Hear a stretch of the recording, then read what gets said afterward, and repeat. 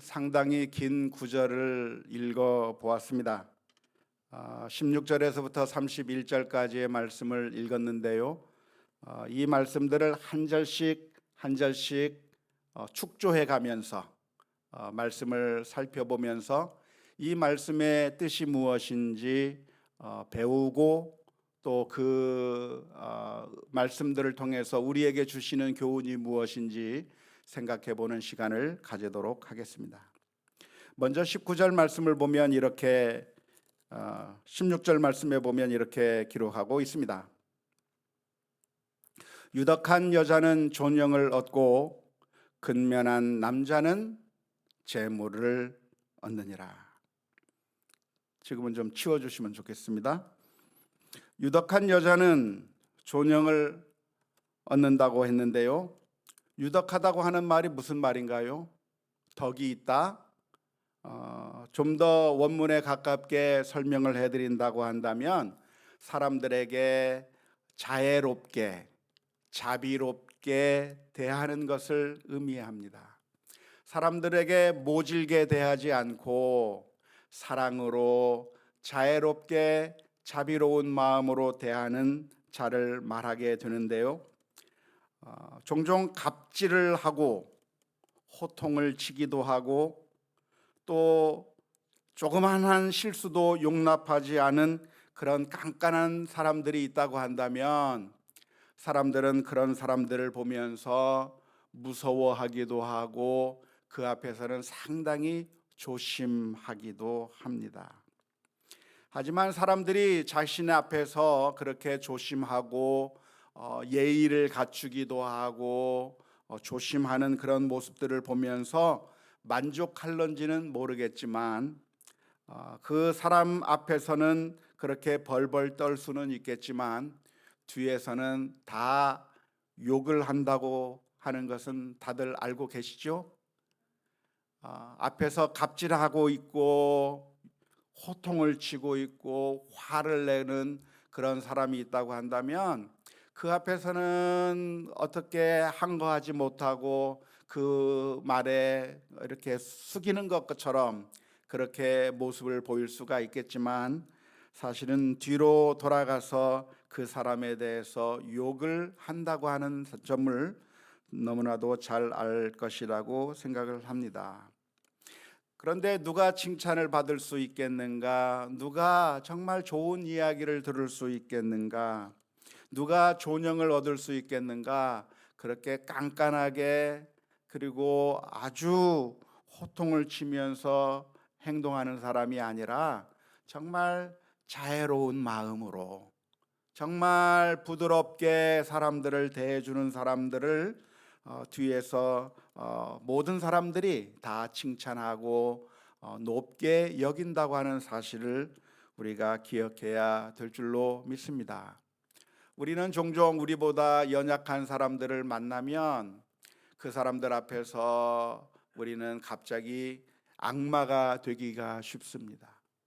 식당에 가서 내가 돈을 내고 음식을 주문하게 된다고 했을 때 그래서 그 사람들이 내 돈을 받아서 음식을 제공해야 되는 그 상황에 이르게 되면 갑자기 우리들은 무엇이나 된 것처럼 조그만 허물, 조그만 잘못 앞에서 화를 내기도 하고 그 식당의 주인을 향해서 혹은 조범업을 향해서 불만을 표시하기도 하고 화를 내는 경우가 많이 있습니다. 직장에서 나보다 직급이 낮은 사람이 조금만 실수를 하고 무언가 잘못을 하면 그 사람을 향해서 화를 내고 갑질하는 경향이 우리들에게 많이 있습니다. 우리 꼬마아이들이 무엇인가 잘못을 하면 그런 꼬마아이들을 향해서 화를 내기도 하고 참지 못하는 모습을 보여주는 경우가 너무나도 많이 있습니다. 심지어 우리 교인들 중에서도 그러는 경우가 너무나도 많이 있습니다. 하지만 성경은 말하기를 그런 사람이 되어서는 안 되고 유덕한 사람이 되어야 자애로운 사람이 되어야, 너그러운 사람이 되어야 한다고 이야기하고 있고, 그렇게 자비롭고 너그러운 사람이 영광을 얻게 될 것이라고 말하고 있습니다. 이 세상에서는 우리가 조금만 유하면, 이 세상에서 조금만 내가 까다롭게 하지 아니하면 무시를 당하고, 나에 대해서 존중을 해주지 않고 나를 깔보는 것만 같아서 그렇게 우리가 유하게 사람들을 대하다 보면, 그러면 결국 손해를 당하며 살게 될 것이라고 하는 그런 생각들이 우리들의 마음 가운데 너무나도 많이 있습니다. 어쩌면 그게 지금까지 우리가 인생을 살아오면서 학습한 것이죠. 그게 이 세상의 방법이기 때문에 그렇습니다. 이 세상에서는 내가 부드러우면 무시를 당합니다. 이 세상에서는 내가 실수를 봐주고 용납해주고 정말 너그럽게 대하면 나에 대해서는 무시해버리는 것이 이 세상의 모습입니다. 그래서 그런 일들을 계속 당하면서 여러 가지 피해를 겪으면서 우리들이 어떤 마음을 가지게 되냐면, 우리는 모든 사람들을 향해서 화내는 것이 익숙해져 버리고 말았습니다. 화를 내면 그 앞에서 사람들이 내 말을 듣는 것 같고, 내가 분노하면 그 앞에서 사람들이 침묵하는 것 같고, 내가 화를 내면 빨리빨리 서비스를 해주는 것 같고, 내가 뭐라고 다그치면 죄송하다고 하면서 와서 서비스를 더 잘해주는 것 같은 그런 경험들을 많이 하게 되면서 우리들의 몸에 익숙해져 버렸어요. 너그러움이 아니라 분노와 갑질과 깐깐함과 호통치는 일들이 우리들의 삶에 얼마나 자주 우리의 몸에 익숙해 있는지 모릅니다. 하지만 오늘 성경 말씀에서는 이렇게 가르치고 있습니다. 유덕한 여자가 존영을 받게 될 것이다. 여자만이 아니라 유덕한 여자라고 했다고 해서 여자들만 유덕해지라고 하는 이야기는 아닙니다. 성경 전체의 가르침을 통해서 본다고 한다면, 다른 사람들이 내게 해주기를 바라는 대로 내가 먼저 그 사람들에게 행하라고 예수님께서 말씀해 주셨기 때문에 오늘 저와 여러분들이 정말 너그럽고 자비로운 삶을 살아갈 수 있기를 주님의 이름으로 축원합니다. 두 번째로, 근면한 남자는 재물을 얻는다고 설명하고 있는데요, 16절 말씀에서. 그런데 이 근면한 남자가 재물을 얻는다고 하는 이 번역은 아무래도 좀 아쉬운 번역입니다. 한번 16절 도표를 봤으면 좋겠습니다. 히브리어가 근면한 남자는 재물을 얻느니라 라고 했을 때 왜 아리침 이트 메쿠 오쉐르라고 하는 히브리어입니다. 그 가운데서 지금 아리침이라고 하는 것에 제가 색깔을 입혀놨는데요, 그것을 영어 성경에서는 어떻게 번역을 했냐면 violent man, 그러니까 폭력적인 남자들, ruthless man, 무자비한 남자들이 부를 얻고 부요함을 얻게 될 것이라고 그렇게 영어 성경에서는 번역해 놓았습니다. 그러니까 우리나라 번역과는 좀 다르게 번역이 된 것이죠. 우리나라 사람들은 우리나라 성경에서는 근면하게 되면 재물을 얻게 될 것이라고 번역을 했지만, 히브리어 원문 아리침이라고 하는 그 히브리어 원어는 성경 대부분의 경우에서 강포한 자, 포악한 자라고 번역한 단어입니다. 그렇게 강포한 자, 포악한 자라고 번역한 단어를 안타깝게도 이상하게도 잠언서 11장 16절에서만큼은 근면한 남자라고 그렇게 번역을 해버려서 아쉽습니다. 그렇게 아쉬운 이유가 아마 아쉬운 번역을 했던 이유가 무엇일까요?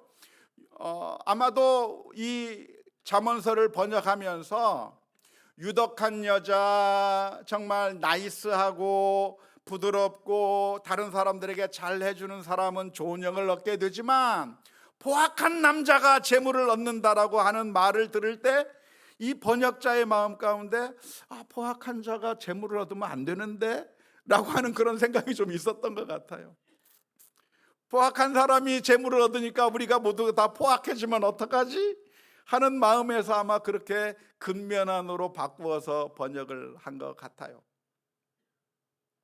하지만 이 말은 무엇이냐면, 포악한 남자가 재물을 얻는다고 하는 그것이, 그러니까 우리도 포악한 방법을 써야 된다. 재물을 얻기 위해서는 너그럽게 영광을 얻을 수 있겠지만, 사람들로부터 박수를 받을 수 있겠지만, 그것은 성공을 못하는 길이고, 포악해져야, 갑질을 해대야, 그래야 재물도 얻고 성공도 하고, 그리고 다른 사람들을 무자비하게 짓밟아 버려야, 그래야 성공해 버릴 수 있겠다고 하는 그런 것을 우리들에게 말해 주는 것이 아닙니다.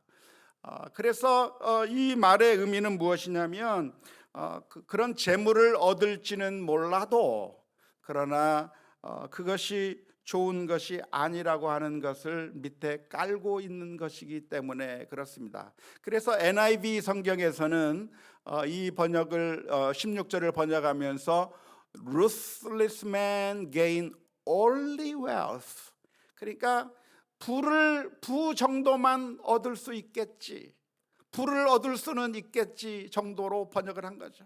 겨우 얻는다고 하는 것이, 부는 얻을 수 있겠지만 그러나 더 중요한 것, 영생을 얻는다거나 더 중요한 것을 얻을 수 있는 것이 아니라, 썩어질 재물, 썩어질 부에 대해서는 얻을 수 있겠지만 정말 중요한 것은 얻지 못할 것 같다고 하는 그런 뉘앙스를 심어주면서 NIV 성경은 번역을 한 것이라고 볼 수가 있겠습니다.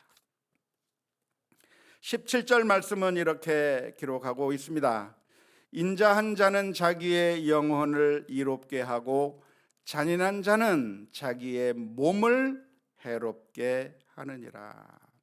16절과 연관되어서 계속해서 같은 의미의 말씀이 반복되어 나오는 것인데요, 인자한 자는 자기의 영혼을 이롭게 한다는 겁니다.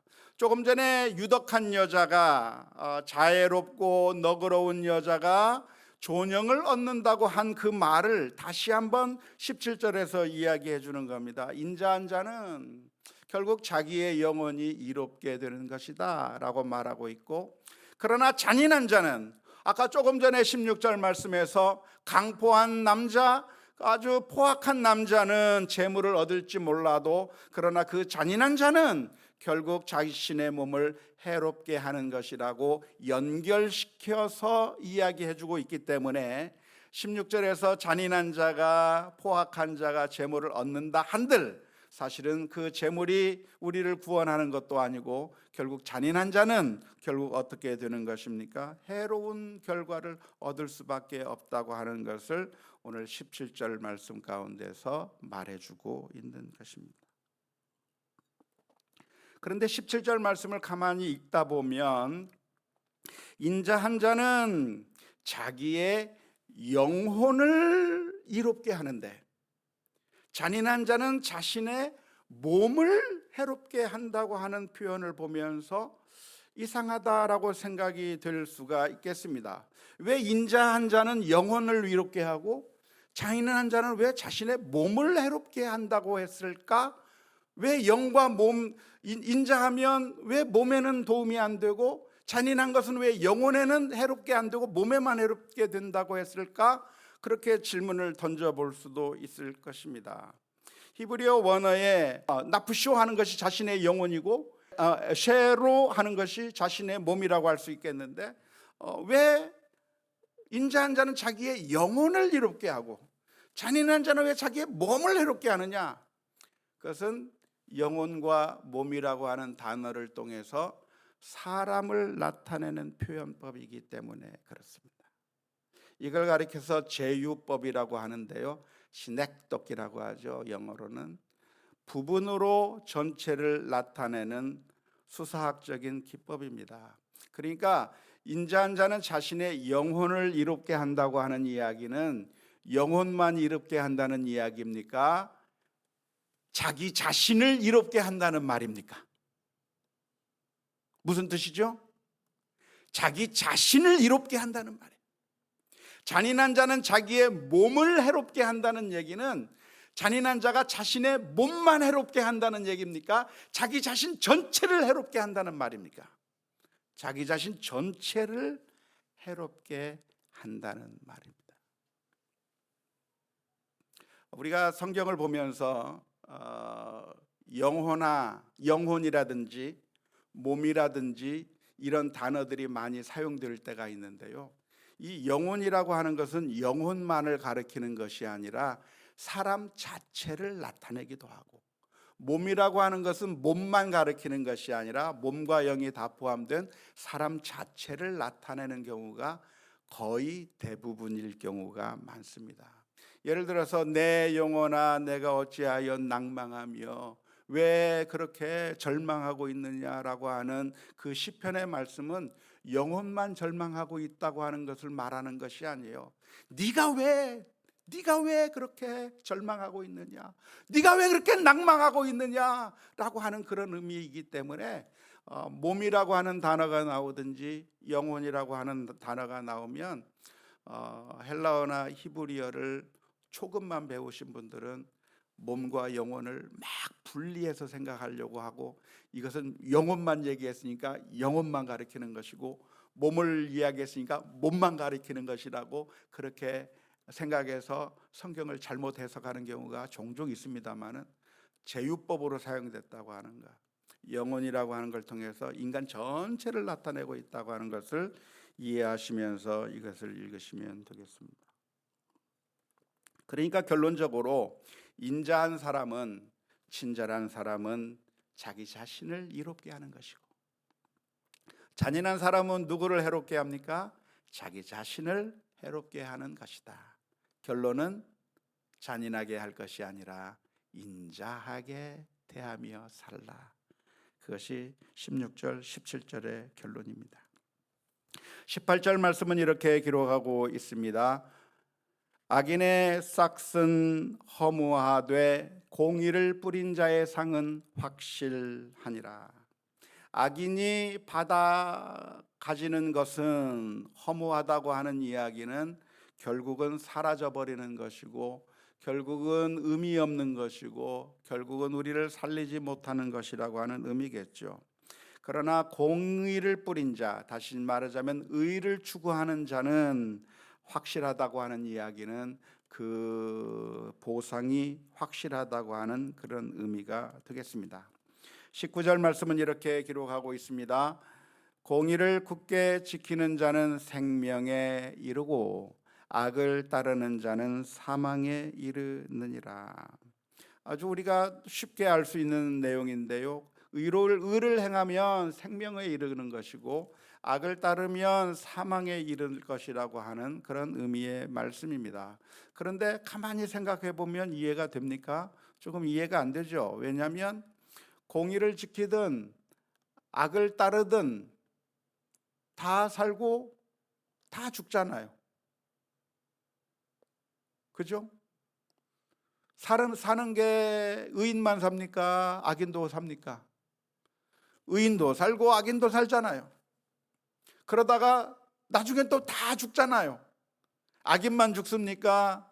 의인도 죽습니까? 의인도 죽잖아요. 그런데 왜 오늘 19절의 말씀에서는 공의를 지키는 자는 생명에 이를 것이고 악을 따르는 자에게는 사망이 이를 거라고 말하고 있는 이유가 무엇입니까? 그렇다고 한다면 공의를 따르는 사람은 영원히 죽지 않고 계속 살 것이라고 하는 말인가요? 공의를 지키는 사람은 지금 당장 악을 따르는 자는 지금 당장 죽을 거라고 하는 그런 의미입니까? 그런 의미가 아니에요. 여기서 생명에 이른다, 사망에 이른다라고 하는 말은 비유적인 의미로 볼 수가 있겠습니다. 의인은 장수하고 악인은 단명한다고 하는 그런 의미의 말씀이 아니라 망하고 흥한다고 하는 표현을 생명에 이르고 사망에 이른다라고 하는 표현으로 표현한 것뿐입니다. 그러니까 의롭게 살려고 하는 사람은 하나님께서 인정하시고 흥하게 될 것이지만, 그러나 악을 행하는 자는 결국 망하게 될 것이라고 하는 말을 생명과 사망이라고 하는 단어로 설명한 것으로 이해하시면 되겠습니다.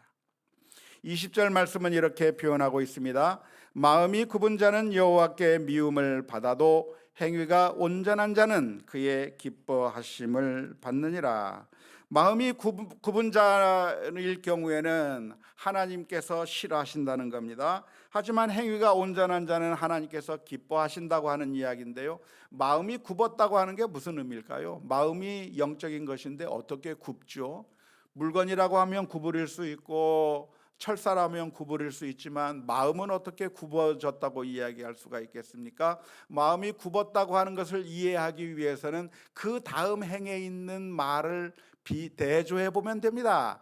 행위가 온전한 자는 그의 기뻐하심을 받는다고 했으니까, 마음이 굽었다고 하는 말은, 그런 것은 은유적인 표현으로서, 비유적인 표현으로서 행위가 온전하지 않은 자를 가리키는 것이죠. 행위가 온전하지 않은 자를 가리켜 말하기를 그 사람은 마음이 굳은 자라고 말할 수 있는데, 그렇게 행위가 온전하지 않은 자는 하나님의 미움을 받을 것이라고 말씀해 주고 있습니다. 21절에서는 이렇게 표현하고 있습니다. 악인은 피차 손을 잡을지라도 벌을 면하지 못할 것이나 의인의 자손은 구원을 얻으리라.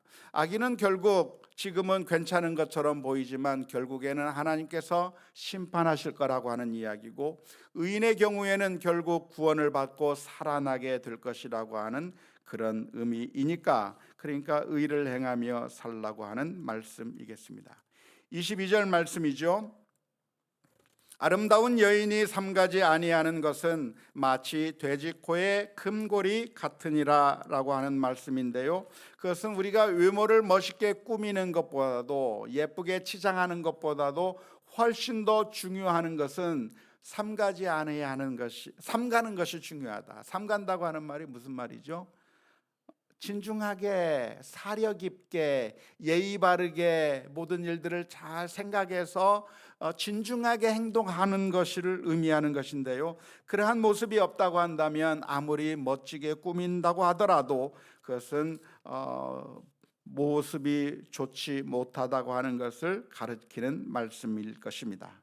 23절의 말씀은 이렇게 기록하고 있습니다. 23절 말씀, 의인의 소원은 오직 선하나 악인의 소망은 진노를 이루느니라. 의인이 소망을 품는다고 한다면 결국은 그 의인의 소원은 결국 선한 일로 귀결될 것이다. 우리가 선한 일을 추구하게 된다고 하면 선한 결과를 가져오게 되겠지만, 악인이 그 악을 추구하게 된다고 한다면 결국 하나님의 진노를 부르게 될 것이라고 하는 말씀입니다. 24절에서부터 26절의 말씀은 이렇게 표현합니다. 흩어 구제하여도 더욱 부하게 되는 일이 있나니 과도히 아껴도 가난하게 될 뿐이니라. 구제를 좋아하는 자는 풍족하여질 것이요 남을 윤택하게 하는 자는 자기도 윤택하여지리라. 곡식을 내놓지 아니하는 자는 백성에게 저주를 받을 것이나 파는 자는 그 머리에 복이 임하리라.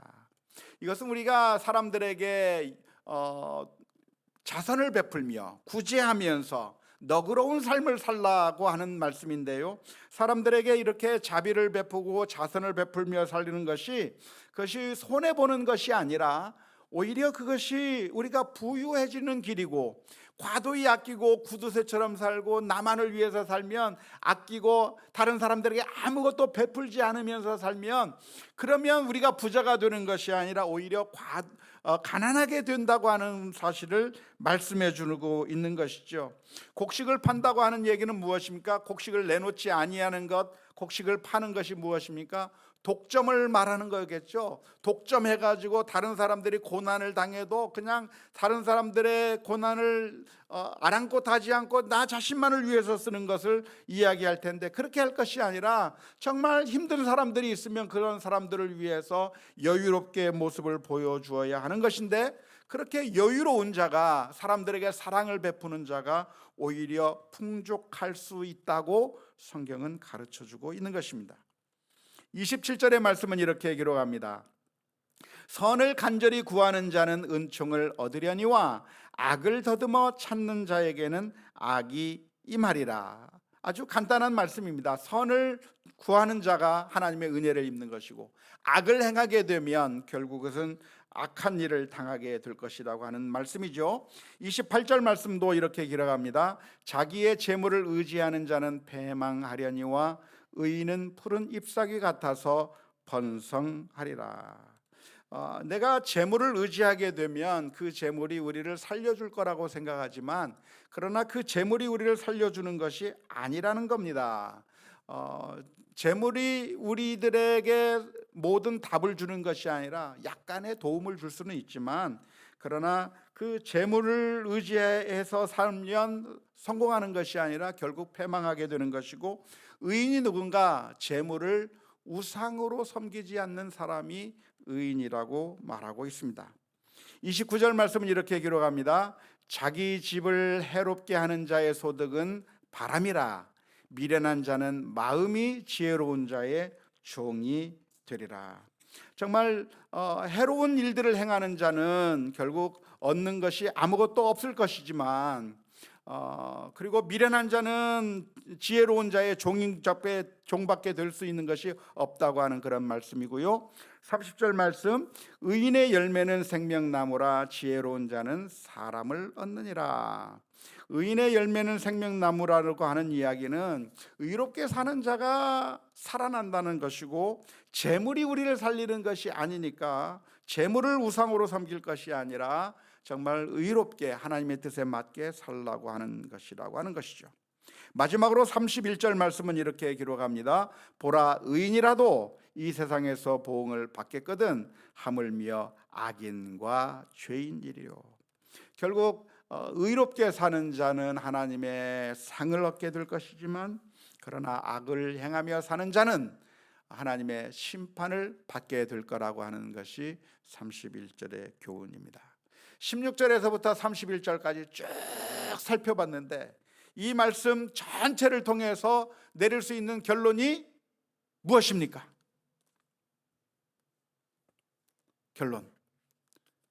결론이 생각이 안 납니까? 선을 베풀며 살자. 이웃들에게 사랑을 베풀며 살자. 베푸는 삶을 살자. 인자하게 대하며 살자. 사람들에게 친절하게 대하며 사는 것이, 그것이 복된 길이다라고 하는 것이, 그게 오늘 본문에서 말씀해 주시는 결론인 줄로 믿습니다. 자, 그런데 왜 우리는 그렇게 못할까요? 왜 우리는 인자할 수 없고, 왜 우리는 너그러울 수 없고, 왜 우리는 옹졸하고 화를 내고 갑질을 해대고 있는 것일까요? 왜 그럴까요? 그것은 우리들의 마음에 하나님이 아니라 재물이 우상이 되어버렸기 때문입니다. 재물이 우상이 되면 재물이 그 무엇보다도 소중해져서 그 재물 때문에 다른 사람들을 무시하고 갑질하고 폭력을 쓰고 무자비한 그런 일들이 나오게 되는 것이죠. 재물을 우상으로 섬기는 자에게는 그런 모습들이, 재물이 너무나도 중요하기 때문에 사람을 사람으로 보지 않는 것이죠. 결국 하나님이 아닌 재물을 섬기고 있는 사람이라고 하는 증거가 되는 것입니다. 크리스찬들이 우리가 예수님을 믿고 하나님을 섬긴다고 말하고 있지만, 그들의 행동 속에서는 하나님을 섬기는 것이 아니라 재물이 우상이 되어버렸어요. 어떤 자신의 힘이 우상이 되어버렸어요. 그러면 결국 그 행동들이 어떻게 나오는가? 갑질로 나오고 화내는 것으로 나오고, 그리고 다른 사람들에게 무자비하게 행동하는 것으로 나올 수밖에 없는 것입니다. 하지만 이렇게 재물의 우상에 빠지게 된다고 한다면 그 결과는 어떻게 됩니까? 오늘 말씀에서 전체적으로 해주시는 말씀이 그런 사람은 망하게 될 것이라고 가르쳐 주고 있습니다. 왜 우리는 재물을 숭배하면 망하게 됩니까? 왜냐하면 우상은 우리들에게 약속한 것을 주지 않기 때문에 그렇습니다. 우상은 우리들에게 좋은 것을 약속합니다.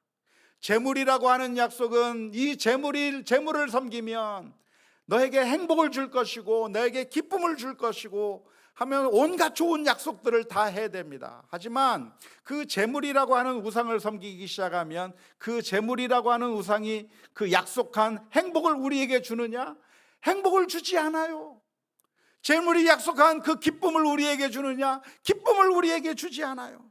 마치 사악한 정치인처럼 선거 전에는 온갖 좋은 약속을 다 해야 되지만 그러나 선거가 끝나자마자 언제 공약을 했는 듯이 다 잊어버리는 사악한 정치인과 마찬가지로 우상이라고 하는 이 것들은 우리들에게 온갖 좋은 약속을 하지만 그러나 결국 우리들에게 주는 것은 아무것도 없습니다. 마치 선악과를 먹으면 하나님과 같이 될 것이라고 약속을 했지만 그러나 그것을 먹으면 하나님과 같이 된 것이 아니라 나락에 떨어질 수밖에 없었던 것처럼 예수님을 향해서 네가 돌로 떡을 만들어 먹고 성전 꼭대기에서 떨어지고 나에게 절하기만 하면 모든 것이 다 해결될 것이라고 그렇게 약속을 하지만 그 사탄의 말대로 행했다가는 정말 그 사탄이 약속한 것을 얻게 되는 것이 아니라 완전히 나락으로 떨어져 버리게 되는 것처럼 우리가 재물이라고 하는 것을 우상으로 섬기게 되면 우리가 행복이라고 하는 열매를 얻을 수 있는가? 얻지 못한다는 거예요. 어떻게 얻을 수 있겠는가? 오늘 성경 말씀은 이렇게 이야기합니다. 하나님께서 원하시는 방법에 따라 이웃들에게 사랑을 베풀고 인자하게 대하고 그렇게 너그럽게 대하게 되면 내가 손해보는 것 같지만 그게 손해보는 길이 아니라 그것이 하나님의 은혜를 누리는 길이라고 하는 사실을 믿을 수 있기를 주님의 이름으로 축원합니다. 한번 따라서 해봅시다. 너그럽게 대하자. 누구에게요? 누구에게 너그럽게 대해야 될까요? 실수한 사람들에게. 내가 돈을 냈는데 그 돈만큼의 대가를 충분히 해주지 못하고 실수한 사람들에게 그 돈만큼 가치를 해내라고 윽박지르고 갑질을 해야 될 것이 아니라 어떻게 해야 돼요?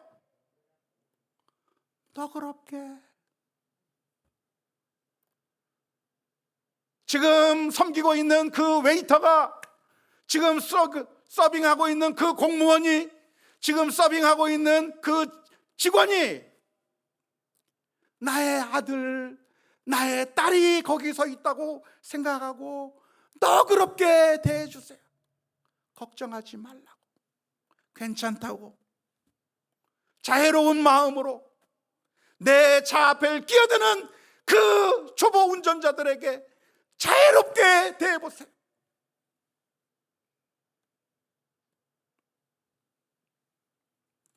물론 법과 질서를 교란하고 이러한 자애로움을 악용하는 자들을 그냥 내버려 두어도 괜찮다고 하는 그런 의미의 말씀은 아닙니다. 레리 버켓이라고 하는 사람이 있는데요, 이 사람이 쓴 성경 속의 경영학이라고 하는 책에 보면 크리스찬 사업가가 종업원들을 해고할 수 있겠는가라고 하는 챕터에서 여러 가지를 이야기하고 있는데 그 레리 버켓은 하나님의 말씀에 따라서 비즈니스를 경영해야 된다고 하는 그런 내용으로 책을 써내려가면서 그 사람이 했던 말이 무엇이냐면 크리스찬 사업가라고 할지라도 때에 따라서는 종업원들을 해고할 수 있다고 말을 했습니다.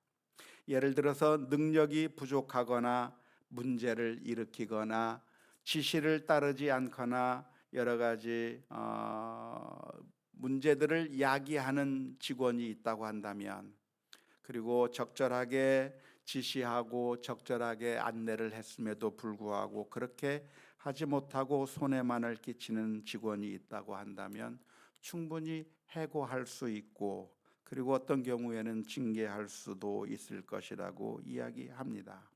하지만 우리가 포악하게 돈을 우상으로 삼고, 그래서 조그만 잘못해도 용서하지 못하고 그렇게 악랄한 방식으로 갑질을 해대는 것은 전혀 크리스천의 방법이 아니라고 하는 사실을 분명하게 기억하셔야 합니다.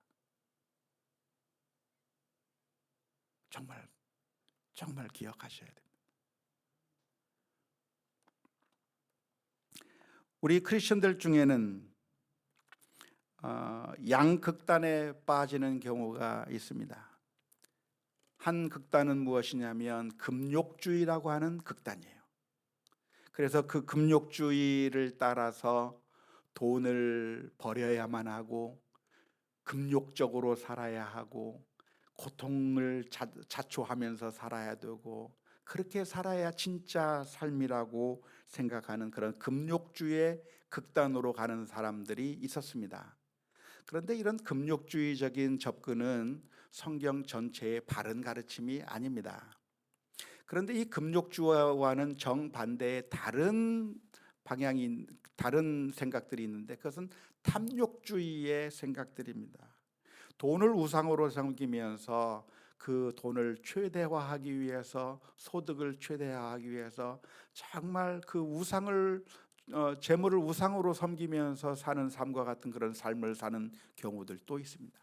이 양극단이 아니라 성경적인 균형 잡힌 삶이 우리들에게 필요한 것이죠.